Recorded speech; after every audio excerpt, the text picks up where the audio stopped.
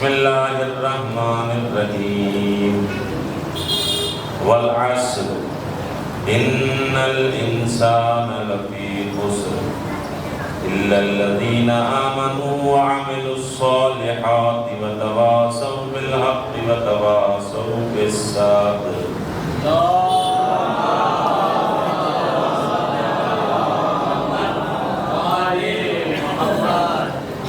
برادران عزیز و بزرگان حضرات، معزز سامعین کرام، سبھی احترام و عزاداران مظلوم کربلا، قرآن مجید کا مختصر سا سورہ سورہ والعصر، جس کو عنوان گفتگو قرار دیا گیا ہے اور تلاوت کرنے کا شرف حاصل کیا گیا ہے۔ اس سورہ میں خداوند کریم ارشاد فرما رہا ہے والعصر، عصر کی قسم، ان الانسان لفی خسر، بے شک انسان نقصان میں ہے، خسارے میں ہے، گھاٹے میں ہے۔ الا الذین آمنوا وعملوا الصالحات، لیکن جو صاحبان ایمان ہیں اور عمل صالح انجام دیتے ہیں، وتواصوا بالحق وتواصوا بالصبر، حق کی وصیت کرتے ہیں اور پھر حق کے معاملے میں جو مصیبتیں آتی ہیں ان پر صبر کرتے ہیں، وہ نقصان میں نہیں، وہ خسارے میں نہیں ہے۔ انسان خالق کائنات نے پیدا کی اور انسان کو اللہ نے مقام و مرتبہ عطا کیا۔ اس انسان کو حسن بنایا، اس انسان کو اشرف المخلوقات بنایا، اس انسان کو محترم بنایا، اس انسان کو مکرم بنایا۔ بہت سارے صفات ہیں انسان کی جس کی وجہ سے انسان کو اشرف المخلوقات قرار دیا گیا، اور اس انسان کو عقل دے کر فہم و فراست کے لیے آمادہ و تیار کیا گیا کہ انسان وہ ہے کہ انسان کے علاوہ جتنی مخلوقات ہیں اللہ نے ان سب کو مکمل بنا کے پیدا کیا، لیکن انسان کو مکمل بنا کے پیدا نہیں کیا۔ مثلا زمین اللہ نے پیدا کی ہے تو اب یہ مکمل اللہ نے پیدا کی۔ آسمان اللہ نے بنایا ہے تو مکمل بنایا ہے۔ چاند بنایا ہے تو مکمل بنایا ہے۔ ستارے بنائے ہیں تو مکمل، پوری کائنات کو اللہ نے مکمل بنایا، لیکن انسان کو مکمل نہیں بنایا۔ اللہ نے اعضاء و جوارح تو عطا کیے، اللہ نے قوتیں تو اس کو عطا کی ہیں، لیکن اسے ان تمام مخلوقات کی طرح مکمل نہیں بنایا۔ مثال سے بات واضح ہو جائے کہ اگر انسان کی جو مثال دی گئی ہے کہ انسان مکمل نہیں بنایا، وہ کیا ہے؟ وہ یہ ہے کہ تمام مخلوقات سے مراد اگر مکمل طور پہ جاننا چاہیں تو یہ ہے کہ اگر چائے بنائی جا رہی ہے تو اس میں چینی، پتی اور دودھ یا پانی ملا کے بنا دیا گیا اور پیش کر دیا گیا۔ یہ مثال تمام مخلوقات کی ہے، لیکن انسان کی مثال یہ نہیں ہے۔ انسان کو مکمل چائے بنا کے نہیں دی گئی، بلکہ سامان عطا کیا گیا۔ یہ چینی ہے، یہ چائے کی پتی ہے اور یہ دودھ ہے۔ اب انسان تیرا کام ہے چائے بنانے کا، لہذا ساری چیزوں کو مکمل بنا کے پیدا کیا اور انسان کو کہا کہ اب تجھے مکمل کرنا ہے۔ لہذا یہ انسان اشرف المخلوقات بنا، اللہ نے اسے عقل عطا کی، کہا اب جائزہ لینا پوری کائنات کا، اب جائزہ لینا تمام حالات کا اور اپنی زندگی کو بسر کرنا، گزارنا۔ اللہ نے رہنمائی کے لیے انسان کی بھی نبیوں کو بھیجا اور کتابوں کو نازل کیا، اور اس انسان کے سامنے ہدایات بھی رکھی اور ان چیزوں کو بھی رکھا کہ جہاں سے انسان گمراہ ہوتا ہے، اور بتایا گیا کہ دیکھو قرآن مجید اللہ کی وہ کتاب ہے کہ جو بطور معجزہ نازل کی گئی ہے، اور اس کتاب الہی میں اللہ نے ہر خوش کو تر کو رکھ دیا ہے، ہر شے کی یہ کتاب بیان کرنے والی ہے۔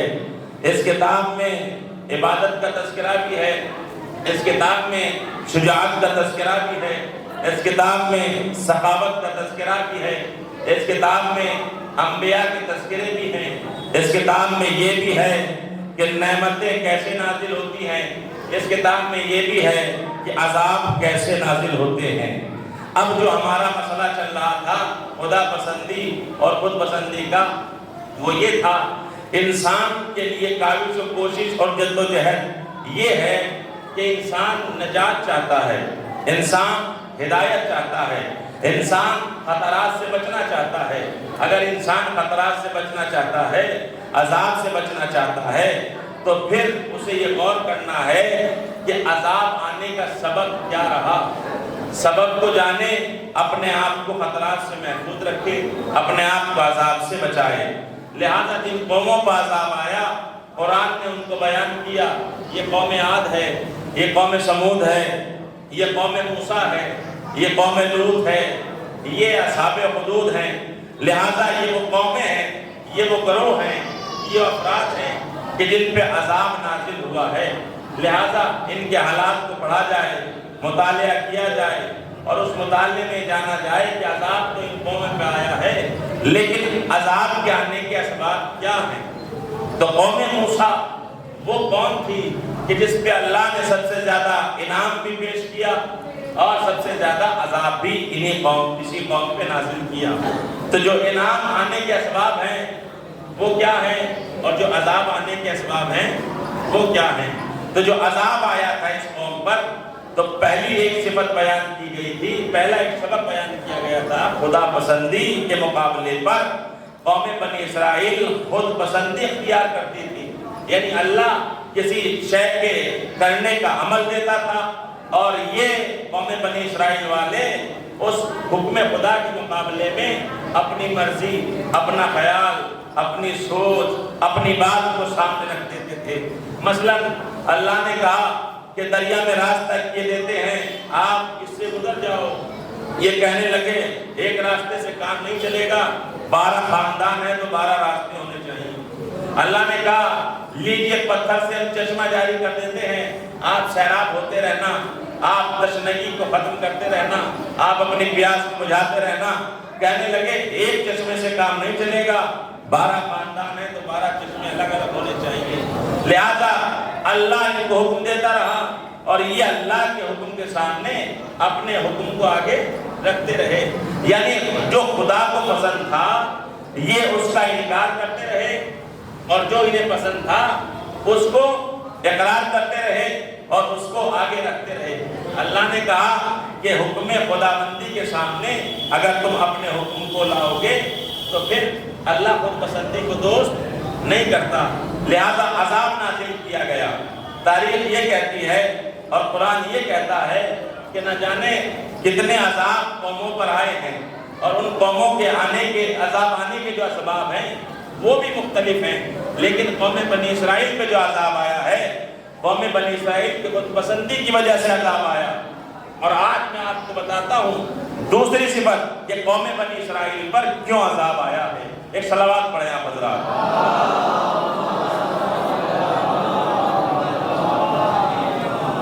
قرآن مجید میں اللہ نے سورہ رحمان تحریر فرمائی، اور ایک سورہ اور ہے سورہ قمر کے نام سے۔ سورہ رحمان میں اللہ نے نعمتوں کا تذکرہ کیا ہے، اور سورہ قمر میں اللہ نے عذاب کے بارے میں بتایا ہے کہ قوم نوح پر عذاب کیسے آیا، کیا اسباب تھے، یہ کیا کرتے تھے، یہ نبی کو جھٹلاتے تھے، یہ نبی کو اذیتیں پہنچاتے تھے، یہ نبی کو ستاتے تھے۔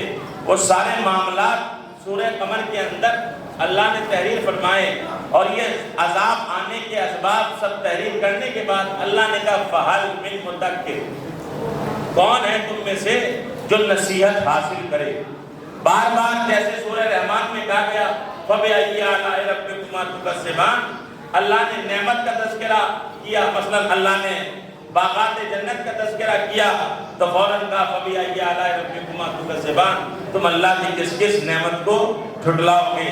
اسی طریقے سے اللہ نے دریاؤں کا تذکرہ کیا تو فوراً کہا فَبِأَيِّ آلَاءِ رَبِّكُمَا تُكَذِّبَانِ۔ یہ جو فقرہ ہے سورہ رحمان میں بار بار تکرار کیا گیا، یعنی جب بھی اللہ نے نعمتوں کا تذکرہ کیا، اللہ نے باغات جنت کا تذکرہ کیا تو فوراً کہا تم اللہ کی کس کس نعمت کو جھٹلاؤ گے۔ اللہ نے دریاؤں کا تذکرہ کیا تو اس کے بعد فوراً کہا اللہ کی کس کس نعمت کو جھٹلاؤ گے۔ اللہ نے لولو و مرجان کا تذکرہ کیا تو فوراً کہا کہ تم اللہ کی کس کس نعمت کو جھٹلاؤ گے۔ بار بار یہی فقرہ ہے، جیسے سورہ رحمان میں نعمتوں کے بعد فَبِأَيِّ آلَاءِ رَبِّكُمَا تُكَذِّبَانِ ہے، ویسے ہی سورہ قمر میں عذاب نازل ہونے کے اسباب کے بعد اللہ کہہ رہا ہے فَهَلْ مِن مُدَّكِرٍ، ارے کوئی ہے جو نصیحت حاصل کرے۔ اللہ عذاب کا تذکرہ کرتا ہے، فوراً کہتا ہے کیا کوئی ہے جو نصیحت حاصل کرے۔ اللہ عذاب کا تذکرہ کرتا ہے اور بار بار کہتا ہے کیا کوئی ہے جو نصیحت سننے والا، جو نصیحت کو سنے۔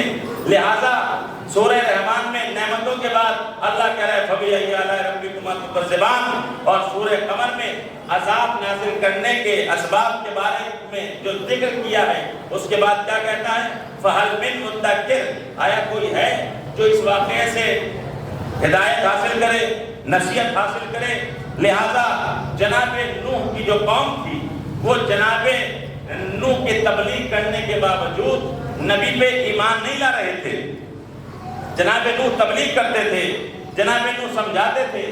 قرآن بھی کہتا ہے اور تاریخ بھی کہتی ہے کہ جناب نوح نے اتنی تبلیغ کی، اتنا عرصہ تبلیغ کیا کہ تاریخ نے لکھا 950 برس جناب نوح اپنی قوم میں تبلیغ کرتے رہے، پیغامات پروردگار پہنچاتے رہے، آئین پروردگار پہنچاتے رہے، قوانین الہی پہنچاتے رہے، لیکن قوم ایک نہیں سنتی تھی۔ قوم نے کیا کیا کہ جب یہ پیغامات پہنچاتے تھے تو قوم والے انہیں اذیت دیتے تھے، انہیں تکلیف دیتے تھے۔ یہ تحریر ہے کہ جب یہ ہدایت کے لیے نکلتے تھے تو اکٹھا ہونے کے بعد ان پر پتھروں کی برسات کرتے تھے اور اتنے پتھر ان پر برسائے جاتے تھے کہ یہ پتھروں کے ڈھیر کے اندر دب جاتے تھے۔ جناب نوح 950 برس تبلیغ کر رہے ہیں، اپنی قوم میں کسی طریقے سے یہ طریقے سے نکل آئیں، کسی طریقے سے یہ گمراہی سے بچ جائیں، کسی طریقے سے یہ اندھیرے سے باہر آ جائیں، کسی طریقے سے یہ باطل سے اپنے آپ کو نکال لیں۔ لہذا بار بار ان کے فائدے کے لیے اللہ کا نبی نوح تبلیغ کر رہا ہے، لیکن یہ کیا کر رہے ہیں؟ کبھی برا بھلا کہہ رہے ہیں، کبھی الزام تراشی کر رہے ہیں، اور کبھی کی بات یہ ہے کہ ان کو اذیت دے رہے ہیں، اور اذیت اس طریقے سے کہ ان پہ پتھر برسائے جا رہے ہیں، اور پتھر اتنے برسائے جا رہے ہیں کہ پتھروں کے ڈھیر کے اندر یہ نبی دب جاتے ہیں۔ لہذا جب دب جاتے ہیں تو وہ سوچتے ہیں کہ شاید مر گئے، چلے جاتے ہیں۔ جبرائیل امین نازل ہوتے ہیں، پتھروں کو ہٹاتے ہیں، ہٹانے کے بعد نوح کو پتھروں کے ڈھیر سے نکالتے ہیں، اور نکالنے کے بعد دیکھتے ہیں کہ اللہ کا نبی نوح زخموں سے چور چور ہے۔ لہذا اپنے پر کو لیتے ہیں اور نوح کے بدن پر پروں کو مس کرنا شروع کر دیتے ہیں۔ بس جیسے ہی ملک پر مس کرتا ہے زخم ٹھیک ہوتا چلا جاتا ہے، یعنی جتنے بدن پہ زخم نوح کے ہوتے تھے جبرائیل اپنے پروں کو مس کرتے جاتے تھے اور نوح شفا حاصل کرتے جاتے تھے۔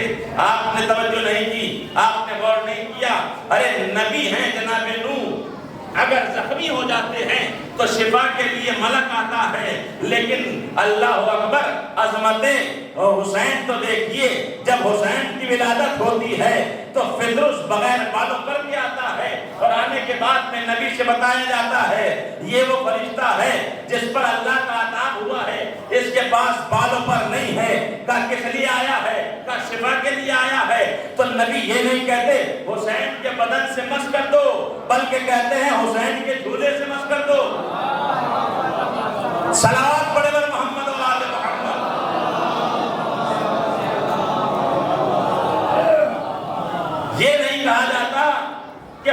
کے بدن سے مس کر دو، بلکہ کیا کہا جاتا ہے کہ فطرس کو لو جبرائیل، اور جس جھولے پہ حسین لیٹے ہوئے ہیں اس جھولے سے مس کر دیجئے۔ جیسے فطرس کو مس کیا گیا تو ایک مرتبہ جو بالوں پر عطاب الہی کا شکار ہو چکے تھے دوبارہ وہ بالوں پر آنے لگے۔ میں کہوں گا اے یا رسول اللہ، ارے آپ نے حسین کے بدن سے مس کرنے کا حکم کیوں نہ دیا؟ آپ نے جھولے سے مس کرنے کا حکم کیوں دیا؟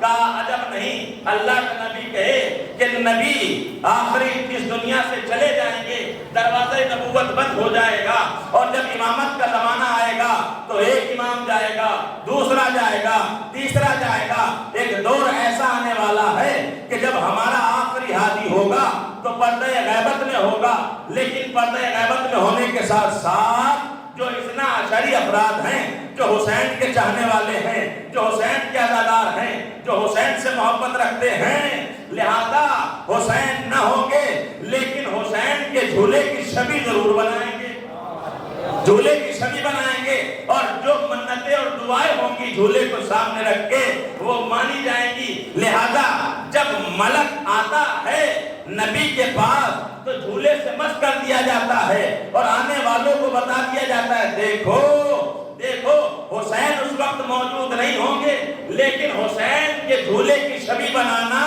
شفا چاہتے ہو تو شفا ملے گی، اولاد چاہتے ہو تو اولاد ملے گی، عہدہ چاہتے ہو تو عہدہ ملے گا۔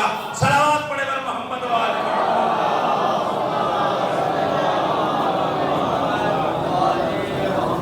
جب نوح پتھروں میں دب گئے اور بدن زخمی ہو گیا تو ملک آیا، اور ملک نے آ کے شفا دی۔ عظمت حسین دیکھیں، عظمت حسین دیکھیں۔ نوح وہ ہے کہ جس کو شفا دینے کے لیے ملک آتا ہے، اور حسین وہ ہے کہ جب ملک کو ضرورت شفا ہوتی ہے تو حسین کے جھولے سے مس کیا جاتا ہے۔ صلوات پڑھے بر محمد و آل محمد۔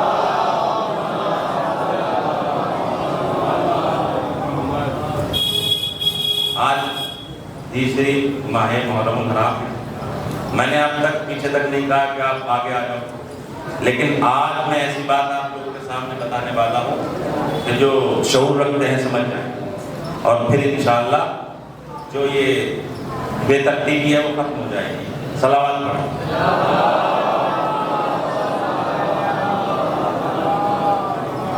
ایک اور صلوات پڑھیں۔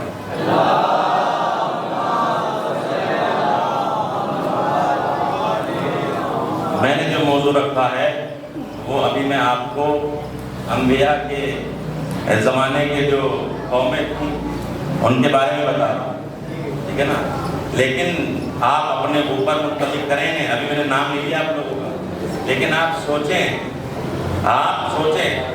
صرف بنی اسرائیلی خود پسند نہیں تھے، آج بھی لوگ خود پسندی کا شکار ہیں، آج بھی لوگ خود پسندی کا شکار ہیں۔ جیسے اس وقت عذاب آیا تھا ویسے خود پسندی کی وجہ سے آج بھی عذاب آ رہا ہے۔ وہ الگ بات ہے کہ شعور نہیں ہے، لیکن جب یاد دہانی کرائی جاتی ہے تو پتہ چلتا ہے کہ ہاں یہ عذاب الہی ہے، کیونکہ عذاب الہی مختلف انداز میں آتا ہے۔ کبھی زلزلے آتے ہیں، کبھی سیلاب آتے ہیں، کبھی بجلی گرجتی ہے، کبھی بجلی گرتی ہے، مختلف انداز سے آتے ہیں۔ لہذا جتنی بھی باتیں ہیں سب اپنے لیے سمجھیں۔ ایک صلوات پڑھے بر محمد والے۔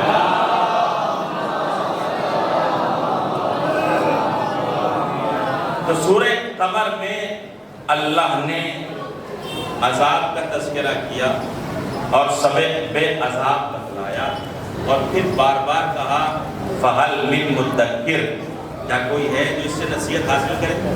یہ صرف ان لوگوں کے لیے نہیں ہے، یہ ہم لوگوں کے لیے بھی ہے۔ کیا کوئی ہے جو اس سے نصیحت حاصل کرے؟ ہمیں نصیحت حاصل کرنی چاہیے کہ خدا پسندی کے مقابلے پر خود پسندی نہیں اختیار کرنی چاہیے۔ جب ہمارے سامنے کوئی اللہ کا حکم آ جائے تو پھر اب اس کے مقابلے میں ہمیں اپنا حکم نہیں پیش کرنا چاہیے۔ اگر کوئی اپنے حکم کو پیش کرے گا تو سمجھ لے کہ عذاب الہی بھی آئے گا، وہ کسی بھی شکل میں آ سکتا ہے۔ لہذا سورہ قمر میں یہی سمجھایا جا رہا ہے، یہی بتایا جا رہا ہے، نصیحت حاصل کرنے والا نصیحت حاصل کرے۔ ہے کوئی جو نصیحت حاصل کرے؟ عذاب کے آنے کی وجہ اور علت کا جاننا ضروری ہے تاکہ ہم اپنے آپ کو محفوظ کر سکیں۔ تاکہ ہم اپنے آپ کو بچا سکیں۔ لہذا اللہ نے جناب نوح کا تذکرہ کیا ہے، جناب نوح کے قوم کا تذکرہ کیا ہے۔ جب عذاب آیا تو پانی کی شکل میں آیا، زمین سے پانی بڑھنے لگا، آسمان سے پانی برسنے لگا، چاروں طرف سے موسلادھار بارش، پانی پانی، ٹھیک ہے۔ لہذا جب یہ عذاب آیا ہے تو آنے کے سبب کیا تھا؟ جو عذاب آ رہا ہے وہ آنے کا سبب کیسے جانے؟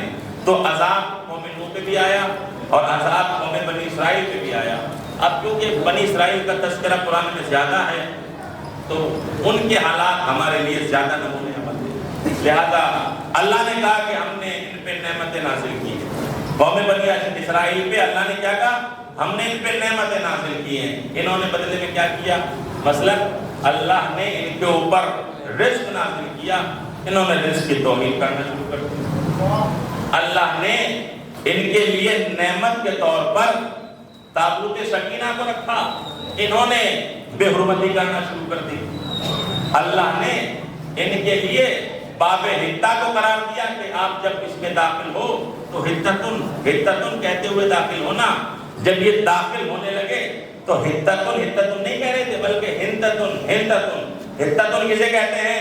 اللہ کا حکم تھا جب تم داخل ہو باب حتہ میں تو آپ کہنا حتتن یعنی بخشش، معافی۔ لیکن جب یہ داخل ہونے لگے تو حتتن کے بدلے کیا کہنے لگے؟ ہنتتن کا مطلب کیا ہے؟ روزی یا ہوں، ٹھیک ہے۔ تو جو ان کے سامنے مسئلے کو رکھا انہوں نے کیا کیا؟ اسے بدلا۔ جیسے آج کے دور میں کہا گیا ہے کہ بھئی آپ سلام کریں تو جب سلام کریں تو سلام صحیح کریں۔ سلام کا طریقہ کیا ہے؟ سلام علیکم کہیں یا السلام علیکم کہیں۔ سلام کا طریقہ کیا ہے؟ السلام علیکم کہیں یا سلام علیکم کہیں۔ اب ہمارے یہاں رائٹ ہو گیا السلام علیکم، السلام علیکم۔ تو آپ منتبہ کر لیں اس وقت اللہ کا حکم یہ تھا کہ آپ ہنتتن کہیں، وہ کیا کہہ رہے تھے؟ ہنتتن۔ آج ہمارے لیے حکم یہ ہے کہ آپ جب سلام کریں تو صحیح سلام کریں، السلام علیکم یا السلام علیکم۔ ہم کیا کریں؟ السلام علیکم، السلام علیکم۔ تو لہذا اب مجھے بتائیں ان پہ عذاب آیا تو کیا ہم پہ عذاب نہیں آئے گا؟ جب ان پہ عذاب آیا ہے کیونکہ قرآن قیامت تک کے لیے ہدایت ہے اور سورہ قمر میں بار بار کہا جا رہا ہے فَهَلْ مِن مُدَّكِرٍ، کیا کوئی ہے جو نصیحت حاصل کرے؟ کیا کوئی ہے جو نصیحت حاصل کرے؟ تو قوم بنی اسرائیل پہ جو عذاب آیا ہے وہ کس لیے آیا؟ کہا اللہ نے ان کو رزق عطا کیا، انہوں نے رزق کی توہین کرنی شروع کر دی۔ اللہ نے کہا ہنتتن کہتے ہوئے داخل ہو، یہ کہنے لگے ہنتتن۔ اللہ نے ان سے کہا ہنتتن کہو، یہ کہہ رہے ہیں ہنتتن۔ اللہ نے ان کے لیے تابوت سکینہ کو رکھا، انہوں نے اس کا حرمت کا خیال نہیں کیا۔ جیسے آج ہمارے یہاں بھی ہوتا ہے، یہ امام بارگاہ حرمت کی جگہ ہے، یہ مسجد حرمت کی جگہ ہے، لہذا یہ جو ایام چل رہے ہیں یہ خود حرمت کے ایام ہیں۔ اب اگر ان ایام میں ان مقامات پر بے حرمتیاں ہونے لگیں تو پھر عزاداری تو بند ہوگی، اور وہ عذاب کے میٹر کے علاوہ بھی اور دیگر عذاب ہیں وہ آئیں گے۔ لہذا خیال رکھیے، اس بات کا دھیان رکھیے، ایسا نہیں ہے کہ اللہ نے حکم دیا ہے کہ آپ حرمت کا خیال رکھیں اور آپ بے حرمتی کرتے پھریں۔ ہمیں کون ٹوکنے والا ہے، ہمیں کون ٹچ کرنے والا ہے؟ بھائی ہے ایک ذات ہے، یہ نہیں کر سکتے تو وہ سب کچھ کر سکتا ہے۔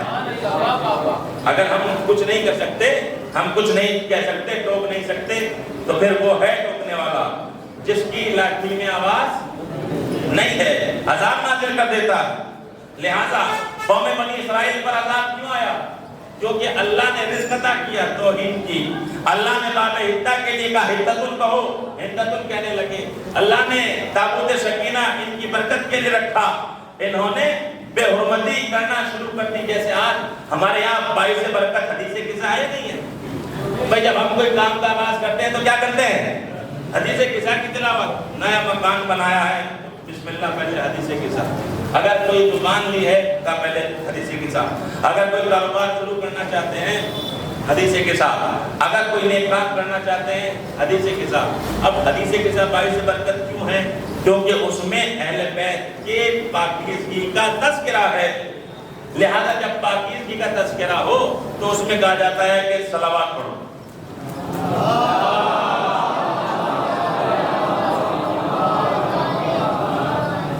کہا جاتا ہے صلوات پڑھو، تو جب صلوات کا مسئلہ آتا ہے تو صلوات پڑھو۔ بعض مرتبہ تو ایسا ہے پڑھنے والے کو کہنا پڑ جاتا ہے صلوات پڑھو۔ اگر کوئی رشتہ کر رہا ہے، اگر کسی کے یہاں شادی کا پروگرام ہے، اگر کسی نے نیا مکان بنایا ہے، مومنین کو اکٹھا کیا ہے، اس لیے اکٹھا کیا ہے تاکہ حدیث قصہ کی تلاوت ہو، یہ لوگ آل محمد پر درود بھیجیں، تو یہ جو گھر ہے یہ ہمارے لیے باعث برکت ہو، یہ جو کاروبار ہے یہ ہمارے لیے باعث برکت ہو۔ اب آنے والے آتے ہیں، یہ چل رہا ہے، ہم اپنی آنکھوں سے دیکھ رہے ہیں اور آپ لوگ بھی جانتے ہیں، لہذا خاص کر خیال رکھیے جب کبھی حدیث قصہ ہو تو جو چیز باعث برکت ہے کبھی بے حرمتی کی وجہ سے عذاب کے نزول کا سبب بھی بن جاتی ہے، اور فرما رہے ہیں وہ عذاب کے نزول کا سبب بھی بن جاتی ہے، لہذا جب بھی یہ حکم آئے کہ صلوات پڑھیں تو صلوات پڑھنی چاہیے، اور فرما رہے ہیں لہذا سے انشاءاللہ سب دھیان رکھیں گے اور سب اس بات کا خیال رکھیں گے، ورنہ ہم میں اور بنی اسرائیل میں کیا فرق ہے؟ امت پیغمبر امت خیر ہے۔ دیکھیے جو قوم موسیٰ تھی اللہ نے اس کی بزرگی کا بھی اعلان کیا، عالمین پر فضیلت عطا کی تھی اس قوم کو، اور اتنی نعمتیں، لیکن نعمتوں کو انہوں نے کس چیز سے بدل دیا؟ بے حرمتی سے۔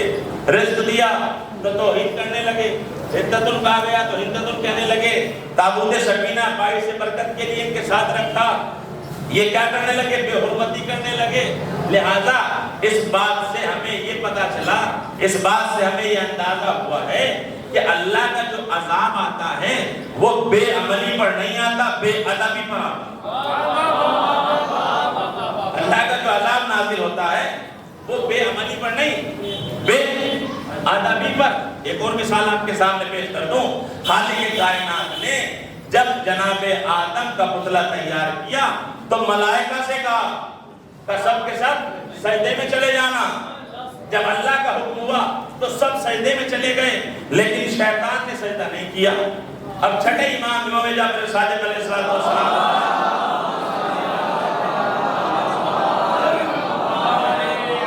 آخر تک سننا جو دماغ سے ٹیک لگائے بیٹھے، میں نے بات کہہ دی ہے، عذاب جو آتا ہے بے عملی کی وجہ پہ نہیں آتا، بے ادبی کی وجہ پر۔ امام بارگاہ ہے، اس کا ایک ادب ہے، مسجد ہے، اس کا ایک ادب ہے، مجلس ہو رہی ہے تو اس کا ایک ادب ہے، بیٹھنے کا طریقہ۔ ایسا نہیں ہے کہ 4 یہاں بیٹھ گئے، 2 وہاں بیٹھ گئے، 8 وہاں بیٹھ گئے۔ دیکھیے آپ یہاں سے ٹائم پاس کرنے کے لیے نہیں آئے ہیں، آپ یہاں سے بہلانے کے لیے نہیں آئے، آپ یہاں ہدایت حاصل کرنے کے لیے آئے ہیں۔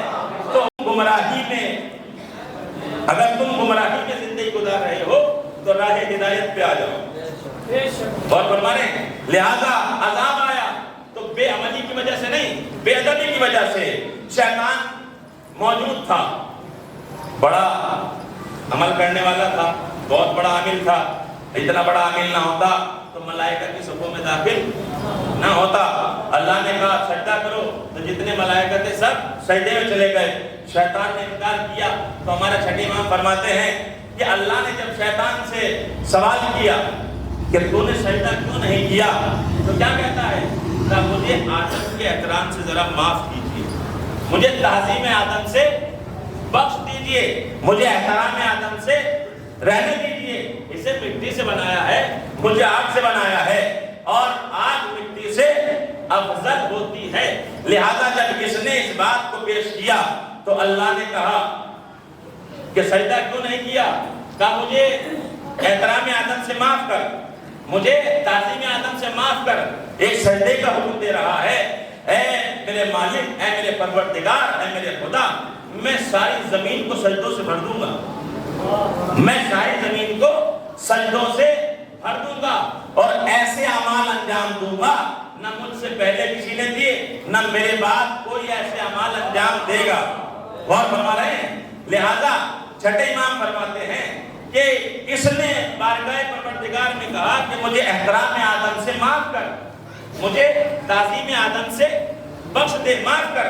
یعنی یہ احترام آدم نہیں کرنا چاہتا، یہ تعظیم آدم نہیں کرنا چاہتا، اور کہہ رہا ہے اللہ کی ایک سجدے کی بات کر رہا ہے، میں پوری زمین کو سجدوں سے بھر دوں گا اور میں ایسے اعمال انجام دوں گا نہ مجھ سے پہلے کسی نے دیے ہوں گے نہ میرے بعد کوئی ان اعمال کو انجام دے گا۔ بڑا امین تھا نا بھائی، ایسے ہی صفوف ملائکہ میں داخل تھوڑا ہی ہوا ہے، لہذا عمل کر کر کے اطاعت پروردگار کر کے یہ پہنچ رہا تھا ارے ملائکہ کی منزلوں تک، لیکن اللہ نے جب آزمائش رکھی تو کہا آدم کو سجدہ کرو، کہا مجھے احترام آدم سے معاف کر دے، تعظیم آدم سے معاف کر دے، میں ساری زمین کو سجدوں سے بھر دوں گا، میں اتنے اعمال انجام دوں گا نہ مجھ سے پہلے کسی نے دیے نہ میرے بعد کوئی دے گا۔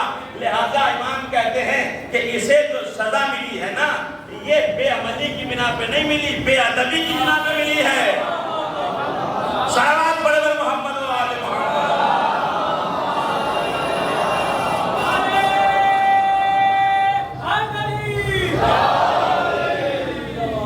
اس کو جو ملعون قرار کیا گیا ہے، اسے جو دربار سے نکالا گیا ہے، وہ بے عملی کی وجہ سے نہیں، بڑا عامل تھا، بڑا اطاعت گزار تھا، بڑا نمازی تھا، بڑے سجدے کرنے والا تھا۔ اللہ نے کیا کیا؟ حالانکہ بے عملی بھی غلط چیز ہے، بے عملی بھی غلط چیز ہے، لیکن اس پر جو عذاب آیا، بنی اسرائیل پہ جو عذاب آیا ہے وہ بے عملی کی وجہ سے نہیں، بے ادبی کی وجہ سے۔ اب ہمارا شیوہ کیا ہونا چاہیے، ہمارا طریقہ کیا ہونا چاہیے؟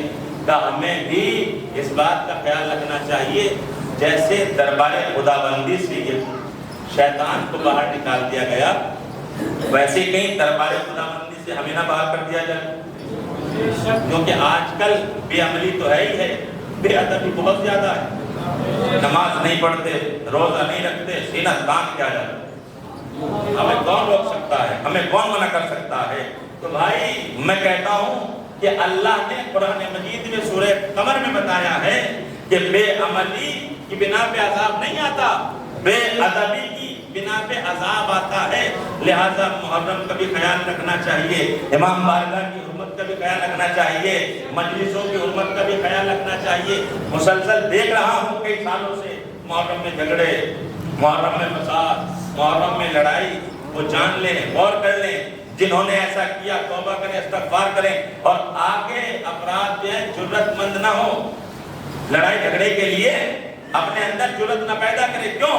کیونکہ عذاب الہی آ سکتا ہے۔ یہ بے ادبی ہے، یہ بے حرمتی، بے ادبی ہے۔ لہذا اس بات کا خاص خیال رکھا جائے، اور جب مجلس میں بیٹھا جائے تو اس میں بھی ادب کا خیال رکھا جائے، یعنی جب بیٹھے تو ایسے بیٹھیں کہ جب کوئی بات ہو، کوئی نصیحت ہو، کوئی پیغام ہو تو پیغام کو سنا جائے، نہ کہ اپنی باتیں کی جائے۔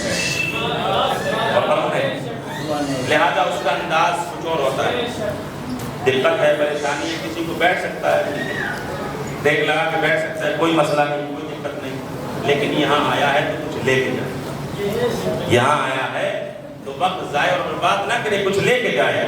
اب یہ بات انشاءاللہ سبھی بچے یاد رکھیں، بزرگ تو جانتے ہیں، سبھی بچے یاد رکھیں گے کہ جو عذاب آتا ہے وہ بے عملی کی بنا پہ نہیں آتا، بے ادبی کی بنا پہ آتا ہے۔ اب اگر کوئی بے ادبی بزرگوں کی کرے عذاب آئے گا، اگر کوئی بے ادبی والدین کی کرے عذاب آئے گا۔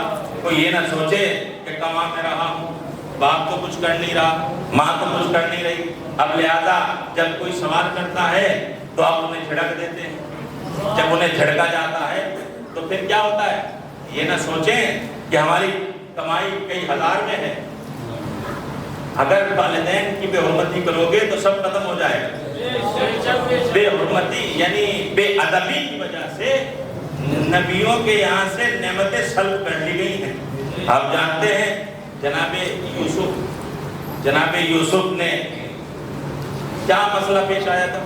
بچے تھے، چھوٹے تھے، بڑے حسین تھے، بڑے خوبصورت تھے، ایک دن آئینہ دیکھا، اور جب آئینہ دیکھا تو سوچنے لگے کہ میں تو بڑا خوبصورت ہوں، میں اتنا خوبصورت ہوں کہ اگر مجھے، کیونکہ اس ٹائم غلاموں کو بیچنے کا رواج تھا، اگر مجھے بیچا جائے غلاموں کے بازار میں تو بڑی قیمت ہوگی۔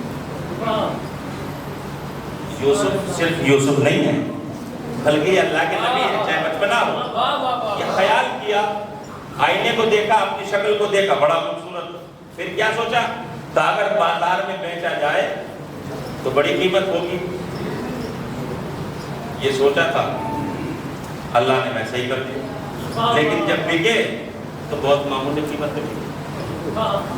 یہ کیا ہو گیا؟ یہ کیا ہو گیا؟ یہ خود پسندی بھی ہے، یہ خود پسندی ہے، لہذا اسباب بنتے چلے گئے۔ یعنی ایک نبی کے سلسلے میں نبی نے سوچا یہ خود پسندی تو اپنے آپ کو پسند کرنا، اپنے آپ کو آگے رکھنا، مجھ سے اچھا کوئی نہیں، مجھ سے بہتر کوئی نہیں۔ جناب موسیٰ پیغمبر جا رہے ہیں، خیال آیا کہ راستے میں ایک کتا سڑا ہوا پڑا تھا، لوگ اس سے بچ بچ کے جا رہے تھے۔ اللہ نے کہا تھا کہ موسیٰ جو تم سے پست ہو اسے لے کے میرے پاس آ جانا۔ جناب موسیٰ نے نگاہ دوڑائی تمام انسانوں پہ، کہا نہیں سب مجھ سے افضل ہیں، سب مجھ سے بہتر ہیں۔ جب واپس جا رہے تھے راستے میں کتا سڑا ہوا ملا، لوگ بچ بچ کے جا رہے تھے۔ انہوں نے سوچا کہ اس سے پست اور کیا ہوگا کہ لوگ اس سے بچ بچ کے چل رہے ہیں، لاؤ اسی کو لے کے چلتا ہوں۔ لیا، چلے، پھر چھوڑ دیا، کہیں خدا ناراض نہ ہو جائے۔ اب جیسے ہی پہنچے تو اللہ کی طرف سے وہ موسیٰ اگر تم اس کو لے آتے تو نبوت ختم، تو کسی کو حقیر نہ جانیے، کسی کو اپنے سے پست نہ جانیے۔ اب میں وہ بات بتاتا ہوں جناب یوسف کے سلسلے سے۔ جناب یوسف بیچ دیے گئے، عزیز مصر بن گئے۔ پتہ کیا چلا؟ جب عزیز مصر بن گئے تو والد کو بلایا، خاندان کو بلایا، مصر بلا لیا، کنعان سے مصر آئے۔ جب مصر آئے تو پورا لاؤ لشکر، پورے سپہ سالار، پورے وزیر، سب جتنے بھی تھے، پورا حملہ کا حملہ، یہ لشکر احترام میں آگے بڑھا۔ اب جیسے ہی سامنے سے باغ آ رہے تھے تو گھوڑے پہ بیٹھے ہوئے تھے، اترنا چاہا، فوراً خیال آیا کہ جب میں وہاں تھا تو اس حالت میں تھا اور اللہ نے مجھے عزیز مصر کر دیا، تو یہ دکھانا چاہا اپنے والد کو اپنی شان و شوکت اور عزت و احترام دکھانا چاہا۔ تاریخ کہتی ہے کہ احترام والد میں گھوڑے سے نہیں اترے، احترام والد میں گھوڑے سے نہیں اترے۔ جب نہیں اترے تو باپ بھی آئے، یہ بھی آگے بڑھے، بغل گیر ہوئے ملے، فوراً جبرائیل آئے، کہا یوسف ذرا اپنی ہتھیلی باہر نکالو۔ ہتھیلی باہر کی، اب ہتھیلی کے درمیان سے ایک نور نکل گیا۔ اب گھبرائے، یہ کیا ہو گیا؟ یہ نور کیسا تھا، یہ کیوں نکلا؟ کہا تم نے اپنے باپ کا احترام نہیں کیا، اس لیے تمہاری نسل سے نبوت ختم کر دی۔ یہ بے ادبی، یہ کیا تھا؟ یہ بے ادبی۔ کیا ہوا؟ نسل نبوت ختم۔ کس میں رکھی گئی؟ لاوی کی نسل میں رکھی۔ یوسف سے نکال کر نسل نبوت کی نسل کو کہاں رکھا؟ لاوی۔ لاوی کون ہے؟ لاوی بھی بھائی ہے۔ جب بھائی مشورہ کر رہے تھے کہ قتل کر دو تو انہوں نے کہا بھائی کنویں میں ڈال دو۔ کہیں میں کنویں میں ڈال دی تھی، یہ سوچا کہ بچ جائیں گے، قتل کر دیا تو ختم ہی ہو جائیں گے، لیکن رحم آیا تھا انہیں کنویں میں ڈال دو، کنویں میں ڈلوا دیا تو قتل ہونے سے بچا دیا۔ لاوی نے قتل ہونے سے بچا دیا۔ دوسرے کیا؟ جب ان کے بھائی مل کر مصر گئے ہیں ڈلنے کی وجہ سے، اور جناب یوسف نے ایک بھائی کو اپنے پاس رکھ لیا، تو اب انہیں کہا تم جاؤ۔ اب لاوی وہیں ٹھہر گئے۔ بڑی حماقت آئی، بڑی شرم آئی، باپ کے سامنے جاؤں گا تو سوال ہوگا، یوسف کو بھیجا تھا تب ان کو ضائع کرا دیا، اور اب دوسرے کے لیے کہا تھا تو اب وہ بھی نہیں آیا، تو شرمندگی کی وجہ سے مصر میں رک گئے۔ جبرائیل نے کہا کہ اللہ نے نبوت کی نسل لاوی میں رکھ دی ان دو صفتوں کی وجہ سے، ایک شرمندگی کی وجہ سے، دوسرے نبی کو بچانے کی وجہ سے۔ غور فرما رہے ہیں؟ لہذا بے عملی کی وجہ سے عذاب نہیں آتا، بے ادبی کی وجہ سے عذاب آتا ہے۔ ایک صلوات پڑھیں آپ لوگ۔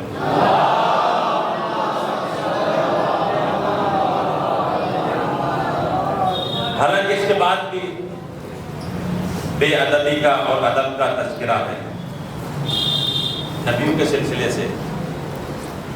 احترام پیغمبر میں اللہ نے کبھی یا محمد نہیں کہا، قرآن مجید میں یا محمد نہیں کہا، بلکہ کبھی طٰہٰ کہا، کبھی یاسین کہا، کبھی مزمل کہا، کبھی مدثر کہا۔ نبیوں کا تو اور بھی ذکر کیا ہے، جب آدم کا ذکر کیا تو اللہ نے کہا یا آدم، جب نوح کا ذکر کیا تو اللہ نے کہا یا نوح، جب ابراہیم کا تذکرہ کیا تو اللہ نے کہا یا ابراہیم، جب موسیٰ کا نام لیا تو کہا یا موسیٰ، جب عیسیٰ کا تذکرہ کیا تو کہا یا عیسیٰ، جب اپنے حبیب کا مسئلہ آیا تو یا محمد نہیں کہا، کیا کہا؟ طٰہٰ، یاسین، مزمل، مدثر، رحمت للعالمین۔ کیا مسئلہ ہے، کیا بات ہے؟ دیگر نبی ہیں، اللہ نام سے پکار رہا ہے، یا آدم کہہ رہا ہے، یا نوح کہہ رہا ہے، یا ابراہیم کہہ رہا ہے، یا موسیٰ کہہ رہا ہے، یا عیسیٰ کہہ رہا ہے، لیکن جب اپنے حبیب کا مسئلہ آتا ہے تو اللہ کہتا ہے طٰہٰ، یاسین، یا ایھا المزمل، یا ایھا المدثر، رحمت للعالمین۔ مسئلہ کیا ہے، بات کیا ہے؟ تو اللہ سمجھانا چاہتا ہے کہ آدم نبی ہیں اور محمد بھی نبی ہیں، موسیٰ نبی ہیں، محمد بھی نبی ہیں، عیسیٰ نبی ہیں، محمد بھی نبی ہیں، عیسیٰ، موسیٰ اور ابراہیم، نوح، یہ سارے کے سارے نبی ہیں اور محمد بھی نبی ہیں، لیکن نبی یہ بھی ہیں، نبی محمد بھی ہیں، لیکن جو اعتبار اور جو کردار محمد کا ہے، یعنی جو حیثیت محمد کی ہے وہ ان کی نہیں ہے۔ یعنی بتانا پروردگار یہ چاہتا ہے، سمجھانا یہ چاہتا ہے کہ دیکھو جب نوح اور ابراہیم، موسیٰ اور عیسیٰ جیسے نبی ہونے کے باوجود محمد جیسے نہیں ہو سکتے تو ہم جیسا انسان محمد جیسا کیسے ہو سکتا ہے؟ ہم جیسا انسان محمد جیسا کیسے ہو سکتا ہے؟ بھائی آدم محمد جیسے نہیں ہے، نوح محمد جیسے نہیں ہے، عیسیٰ، موسیٰ محمد جیسے نہیں ہے۔ کیوں؟ جب نام لیا جا رہا ہے تو یا آدم کہا جا رہا ہے، یا نوح کہا جا رہا ہے، یا موسیٰ، یا عیسیٰ، لیکن جب حبیب کا مسئلہ ہے تو کہا رحمت للعالمین، مزمل، طٰہٰ، یاسین۔ لہذا یہ احترام پیغمبر ہے، یہ احترام پیغمبر ہے۔ نبی تمام انبیاء سے افضل ہے، جب نبی تمام انبیاء سے افضل ہیں تو پھر اب نبی مباہلے میں اللہ کی طرف سے یہ پیغام سنا رہے ہیں کہ علی میرا نفس ہے، علی میرا نفس ہے، نفس پیغمبر، لہذا علی کا بھی احترام کرنا چاہیے۔ جیسے پیغمبر کا احترام ویسے علی کا احترام۔ جس نے علی کا احترام نہ کیا گویا پیغمبر کا احترام نہ کیا، جس نے پیغمبر کا احترام نہ کیا گویا خدا کا احترام نہیں کیا۔ اور بے ادبی اور بے احترامی کرنے والا عذاب میں مبتلا ہوتا ہے۔ لہذا تاریخ یہ کہتی ہے کہ علی کو سلام کیا جاتا تھا دور پیغمبر میں یا امیر المومنین کہہ کر، لیکن جب نبی چلے گئے تو اب سلام نہیں کیا جا رہا ہے، بلکہ اگر علی سلام کرتے ہیں تو کوئی جواب نہیں دے رہا، کوئی جواب نہیں دے رہا ہے۔ اس کا مطلب یہ ہے کہ ان پر عذاب مسلط ہے، ان پہ عذاب مسلط ہے، بے احترامی کر رہے ہیں۔ لہذا بڑے بڑی بے احترامی کی گئی ہے، علی کے ساتھ بے احترامی کی گئی، فاطمہ کے ساتھ بے احترامی کی گئی، حسن کے ساتھ بے احترامی کی گئی، اور کربلا میں تو قیامت ہی برپا ہو گئی اس طرح سے۔ حسین کہہ رہے ہیں کہ کیا میں نے حلال محمدی کو حرام کر دیا، یہ حرام محمدی کو حلال کر دیا، کیوں قتل کرنا چاہتے ہو؟ تو جواب یہی آتا تھا بغضاً لنبی، تمہارے باپ کے بغض میں تمہیں قتل کیا جا رہا ہے۔ اجرکم اللہ، کربلا کے میدان میں صرف حسین ہی قتل نہیں کیے گئے بلکہ چھوٹے چھوٹے بچوں کو قتل کر دیا گیا، جوانوں کو قتل کر دیا گیا، بزرگوں کو قتل کر دیا گیا، بیٹوں کو قتل کر دیا گیا، اصحاب انصار کو بے دردی کے ساتھ قتل کر دیا گیا۔ تاریخ یہ کہتی ہے کہ جب کربلا 10 محرم کو سب نے اپنی اپنی شہادتیں پیش کر دی تو اب یہ بیویاں اسیر کر کے لے جائی جا رہی ہیں کہاں؟ کوفہ۔ لہذا جب کوفہ لے جائی جا رہی ہیں تو تاریخ یہ کہتی ہے کہ کوفے کے قائد خانے میں جب انہیں ٹھہرایا گیا تو صرف کربلا کے اسیر نہیں تھے بلکہ 2 بچے اور اسیر تھے۔ کوفے کے زندان میں 2 بچے اور اسیر تھے، لیکن عزیزو قافلہ ارے قید خانے میں رہا اور قید خانے سے آگے بڑھ کر شام چلا گیا، بچے قید خانے میں رہے، 1 سال گزر گیا۔ تاریخ یہ کہتی ہے کہ بچوں کو کھانے اور پینے کے لیے کیا دیا جاتا تھا؟ 2 جو کی سوکھی روٹیاں اور گرم پانی پیش کیا جاتا تھا۔ اب بچے ہیں، نہ جانے کس طریقے سے اپنی زندگی کو قید خانے میں گزار رہے تھے۔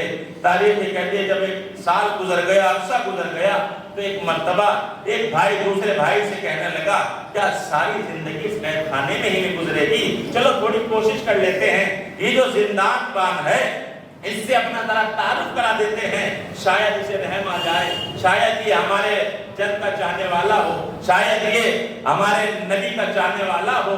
تاریخ یہ کہتی ہے کہ زندان بان کوئی اور نہیں بلکہ مشہور نام کا ایک شخص تھا۔ ایک مرتبہ جب کھانا اور پانی لے کے آیا تو بچوں نے کھانا اور پانی نہیں اٹھایا بلکہ کہا، اے زندان بان، ہم تجھ سے کچھ کہنا چاہتے ہیں، اگر اجازت ہو تو کہیں۔ ایک مرتبہ کہتا ہے کہ آج تک تو کوئی سوال نہیں کیا، آج تک تو کوئی بات نہیں کی، آج تک تو کوئی گفتگو نہیں کی، کافی عرصہ قید خانے میں ہو گیا ہے، لہذا کیا بات ہے، بتائیے کیا چاہتے ہو؟ ایک مرتبہ بچے نے پڑھ کے کہا، کیا تم محمد مصطفیٰ کو جانتے ہو؟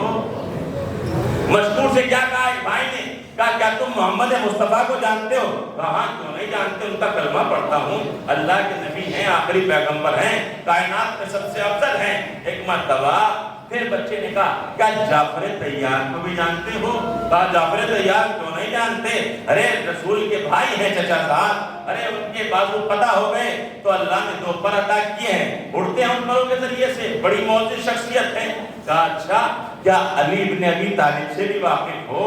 ارے میرے مولا ہیں، میرے آقا ہیں، میرے امام ہیں۔ ایک مرتبہ بچے تڑپ گئے اور تڑپ کے کہتے ہیں، ارے ہم مسلم ابن عقیل کے بیٹے ہیں۔ ایک مرتبہ مشہور نے مسلم کا نام سنا، تڑپ گئے، اندر قید خانے کے دروازے کو کھول کے داخل ہوئے۔ کہا بچوں، ارے تم مسلم کے بیٹے ہو، اتنا عرصہ گزر گیا، آج تک تذکرہ نہیں کیا، آج تک ذکر نہیں کیا۔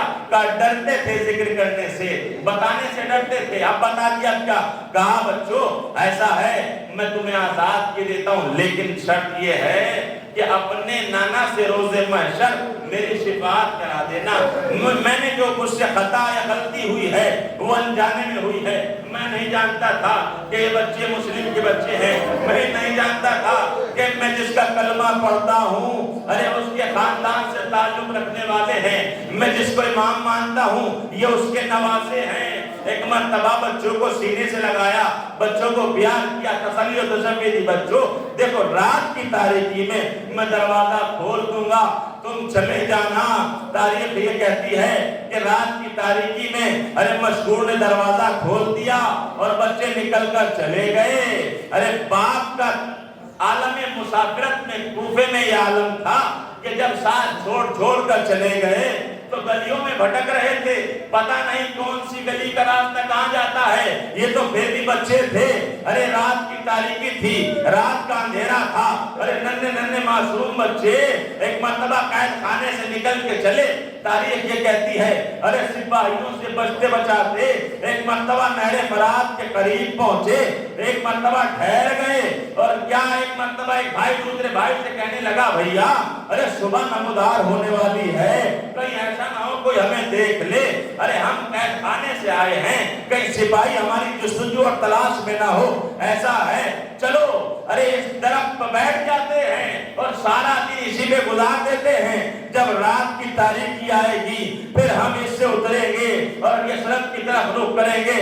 تاریخ یہ کہتی ہے کہ بچے ارے درخت پر بیٹھے ہوئے تھے، ارے ایک پانی بھرنے کے لیے بی بی آئی، ایک مرتبہ جیسے ہی ارے پانی بھرنے لگی تو ایک مرتبہ پانی میں دو چاند سے چہرے نظر آئے، ایک مرتبہ لرزبر اندام ہو گئی، یہ چاند سے چہرے فوراً درخت کے اوپر دیکھا تو بچے سہم گئے، بچے ڈر گئے۔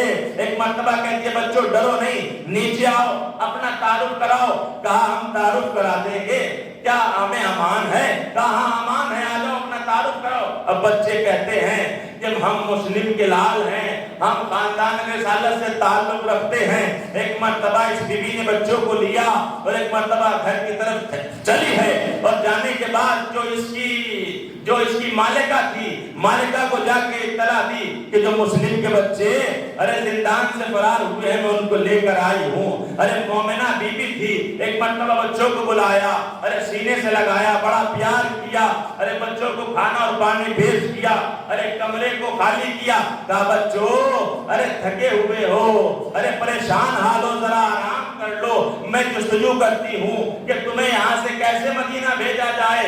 تاریخ یہ کہتی ہے کہ بچے ارے کھانا کھا کے پانی پی کے ارے حجرے میں آرام کر رہے تھے، یہاں تک کہ شام کا وقت ہوا۔ جب وہ وقت قریب آیا کہ حارث ملعون گھر میں داخل ہوا، اور داخل ہونے کے بعد ایک مرتبہ تھوڑا بہت کھانا کھایا اور بستر پر لیٹ گیا۔ تاریخ کہتی ہے کہ بچے سوئے ہوئے تھے۔ ارے بچوں نے خواب میں اپنے بابا کو دیکھا۔ ایک بچے کی آنکھ کھلی، اٹھ گیا، دوسرے بھائی کو بیدار کیا، بھیا ذرا اٹھو، اے میرے بھائی ذرا اٹھو۔ ایک بھائی نے دوسرے بھائی کو بیدار کیا اور کہا، اے بھیا آج تو میں نے خواب میں بابا کو دیکھا ہے، آج میں نے اپنے بابا کو خواب میں دیکھا ہے۔ میں نے سوال کیا، بابا ہمیں تنہا چھوڑ کے کہاں چلے گئے تھے؟ اے بابا ارے ہم کوفے کی گلیوں میں بھٹکتے رہے، اے بابا ہمیں زندان میں قید کیا گیا۔ ایک مرتبہ عالم خواب میں مسلم نے ارے بچوں کو تسلی و تسلی دی، بیٹا اب ان قریب تم میرے پاس آنے والے ہو۔ ایک بھائی نے خواب دوسرے بھائی سے ذکر کیا، دوسرا بھائی کہتا میں نے بھی خواب میں بابا کو دیکھا ہے۔ ارے بچے ایک دوسرے سے بغلگیر ہو گئے اور ایک مرتبہ رونا شروع کیا۔ تو تاریخ کہتی ہے حارث کی آنکھ کھلی، ایک مرتبہ حجرے کے قریب آیا اور ایک مرتبہ پوچھا کون ہے؟ ایک مرتبہ بچوں نے کہا کہ ہم مسلم کے یتیم ہیں۔ ایک مرتبہ آگے بڑھا اور بچوں کو پیٹنا شروع کیا، زلفوں کو پکڑا اور کھینچ کر باہر لایا۔ تاریخ کہتی ہے ساری رات بچوں کو باندھ کے رکھا، جیسے ہی صبح نمودار ہوئی ایک مرتبہ بچوں کو لے کے چلا نہر فرات کے کنارے اور چاہتا ہے کہ قتل کرے۔ بچے ہاتھوں کو جوڑ لیتے ہیں، اے حارث کیوں قتل کرنا چاہتا ہے؟ کہا بادشاہ نے یعنی ابن زیاد نے 2000 درہم کا اعلان کیا ہے کہ 2 بچے ہیں، اگر کوئی انہیں زندہ پکڑ کے لاتا ہے تو میں 2000 درہم اسے انعام دوں گا، اس انعام کی خاطر تمہیں قتل کرنا چاہتا ہوں۔ کہا ایسا ہے ہمیں قتل نہ کر کے ارے بازار میں بیچ دے، جو قیمت ہو وہ لے لینا، ہمیں قتل نہ کر۔ لیکن معصوم بچوں پر حارث کو ترس نہ آیا۔ تاریخ لکھتی ہے کہ ایک مرتبہ قتل کرنے پہ جب آمادہ ہوا تو ایک بھائی آگے بڑھا، اے حارث کیا مطلب کرتا ہے؟ ارے میری آنکھوں کے سامنے میرے چھوٹے بھائی کو مارنا چاہتا ہے، ارے پہلے مجھے قتل کر۔ تاریخ یہ کہتی ہے کہ بچہ ارے جب قتل کرنے کے لیے بچے کو آگے بڑھتا تھا، کبھی بڑا بھائی آگے آ جاتا تھا، کبھی چھوٹا بھائی آگے آ جاتا تھا۔ ایک مرتبہ حارث ملعون نے بڑے بھائی کو لیا، ارے تلوار سے ارے بچے کے سر و تن میں جدائی کی، سر کو اپنے پاس رکھ لیا۔ اب جو خون بہنے لگا تو چھوٹا بھائی بڑے بھائی کے خون میں تڑپنے لگا، کہتا جاتا تھا پروردگارا تیری بارگاہ میں اسی انداز سے پیش ہوں گا، پروردگارا ہمارا فیصلہ تیری بارگاہ میں ہے، اے پروردگار تو ہمارے درمیان فیصلہ کر دینا، ٹھیک فیصلہ کرنے والا ہے۔ تاریخ یہ کہتی ہے کچھ دیر کے بعد ارے چھوٹے بھائی کے سر و تن میں بھی جدائی ہو گئی، ارے بچوں کے تنوں کو لیا نہر فرات میں ڈال دیا، سر لے کر ابن زیاد کے پاس پہنچا۔ یہ تاریخ کے جملے ہیں کہ جیسے ابن زیاد نے ارے بچوں کے سروں کو دیکھا، بڑا قسیل قلب تھا، 3 مرتبہ اپنی جگہ سے کھڑا ہوا، 3 مرتبہ بیٹھا اور ایک مرتبہ کہتا ہے اے ظالم میں نے قتل کرنے کے لیے نہیں کہا تھا، تجھے چاند سے بچوں پر رحم نہ آیا، تو نے قتل کیوں کیا؟ تاریخ یہ کہتی ہے کہ تیرے انعام کی وجہ سے کہا میں نے زندہ لانے کے لیے کہا تھا، لیکن تو ان کو قتل کر کے سر لے کے آیا ہے۔ ایک مرتبہ آواز بلند کی، اے بیٹھنے والوں دربار میں کیا تم میں کوئی ہے جو اس کو سزا دے؟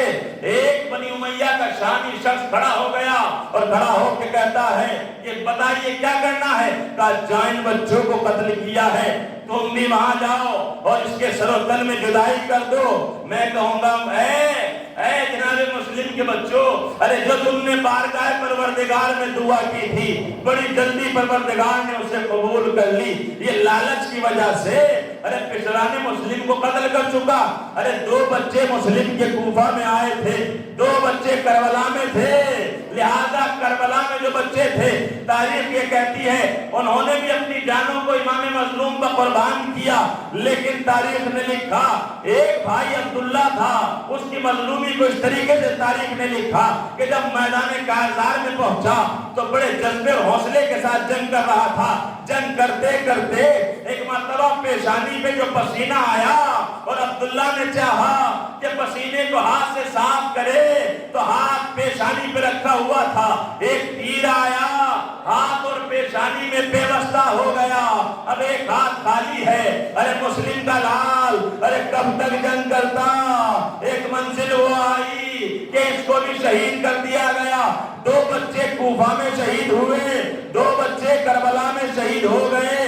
تاریخ لکھتی ہے کہ مسلم نے اپنے پورے گھرانے کو امام مظلوم پر قربان کر دیا, اور قربان کر کے درس دے دیا, دیکھو جب کبھی دین پر وقت آئے تو اپنے مال کو پیش کرنے کا مسئلہ ہے, مال پیش کر دینا.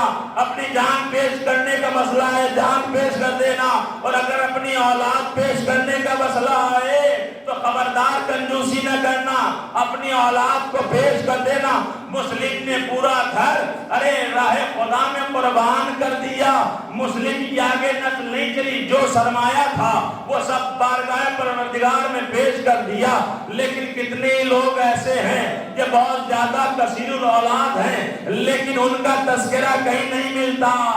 مسلم کا بھی تذکرہ ہوتا ہے, مسلم کے بچوں کا بھی تذکرہ ہوتا ہے. یہ اللہ کی طرف سے انعام ہے کہ جنہیں لوگوں نے مارنا چاہا اللہ نے انہیں ویسے ہی زندگی عطا کی, لوگوں نے جنہیں دبانا چاہا اللہ نے انہیں ویسے ہی بلند کر دیا. کربلا کے میدان میں 3 محرم کو تاریخ کہتی ہے, آج 3 محرم ہے, 2 محرم کو قافلے حسینی داخل ہوا تھا. اور جب قافلے حسینی داخل ہوا تھا کربلا کے اندر تو امام نے بار بار سواریوں کو بدلا تھا. گھوڑا آگے قدم نہیں بڑھاتا. امام نے معلوم کیا, پوچھا بتاؤ اس سرزمین کو کیا کہتے ہیں؟ تو کہنے والوں نے کہا ایسے نینوا کہتے ہیں, اے آقا ایسے شد فرات کہتے ہیں, اے آقا اسے غادریہ کہتے ہیں. ایک مرتبہ کسی نے کہا اسے کرب و بلا بھی کہتے ہیں. حسین گھوڑے کے پشت سے زمین پر آ گئے اور آنے کے بعد میں خاک پہ بیٹھے, ایک مٹھی خاک اٹھائی, اس کو سونگا اور سونگنے کے بعد میں کہا عباس ہمارا مقام آ چکا, ہماری منزل آ چکی. یہیں پر خیمے لگیں گے, یہیں پر خیموں میں آگ لگائی جائے گی, یہیں پر ہمیں قتل کیا جائے گا, یہیں پر ہمیں دفن کیا جائے گا.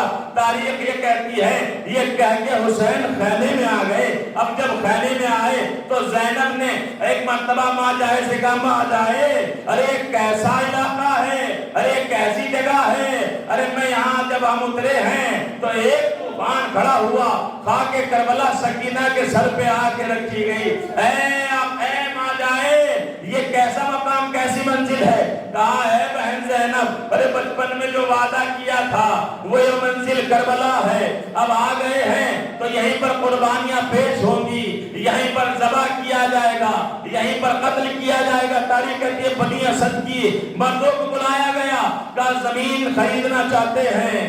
2 مربع میل زمین خریدی گئی, 60,000 درہم دیے گئے. وصیت کی امام نے, اے بنی اسد کے لوگوں دیکھو جب ہمیں قتل کر دیا جائے تو ہمیں دفن کر دینا. اے لوگوں کوئی اگر ہمارے ایسے ملنے